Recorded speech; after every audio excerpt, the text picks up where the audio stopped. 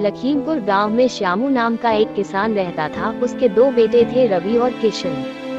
वो चारों अपने परिवार से बहुत खुश थे। उसके दोनों बेटे बहुत आलसी थे। श्यामू बोलता है, रवि किशन, अरे कहाँ हो तुम दोनों? अरे भगवान तुम ही बता दो कहाँ है दोनों लड़के। मेरे दोनों लड़के अभी सो रहे हैं और वो दोनों ठीक 12 बजे उठेंगे। इसी तरह से चलता रहा और बहुत दिन बीत गए। एक दिन की बात है, श्यामू अपने खेत में काम करके घर आता है और बोलता है, अरे रवि किशन, अरे कहाँ सब मर गए। तभी श्यामू को गुस्सा आता है और अपने दोनों लड़कों पर एक बाल्टी पानी डाल देता है। और पानी डालने पर भी और दोनों ना उठते हैं तो उनके ऊपर डंडे से पिटाई करने लगता है। तभी रवि और किशन उठकर बोलते हैं, पिताजी हमसे एक खेती बाड़ी का काम नहीं होगा, हमें मंत्री और महामंत्री बनना है। तब श्यामू बोलता है, अच्छा ठीक है, चलो मैं तुम दोनों को 1 महीने का वक्त देता हूँ। अगर तुम दोनों इस 1 महीने में महामंत्री और मंत्री नहीं बने तो मैं तुम दोनों से खेती का काम करवाऊंगा।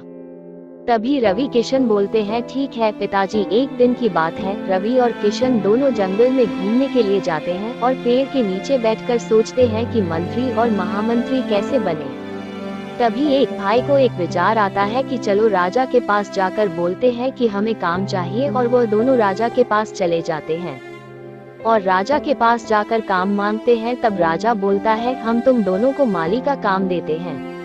रवि और किशन माली का काम करने लगते हैं। ऐसे ही कुछ दिन बीत जाता है। एक दिन रानी रोते रोते राजमहल में जाती है। तभी राजा बोलते हैं, क्या हुआ महारानी? तब महारानी बोलते हैं, मेरी माँ का दिया हुआ सबसे पुराना हार चोरी हो चुका है। तभी राजा उस हार के खोजवाने के लिए पूरे गांव में ढिंढोरा पिटवा देते हैं कि जो महारानी का वो हार लाएगा उसे मनचाहा इनाम दिया जाएगा।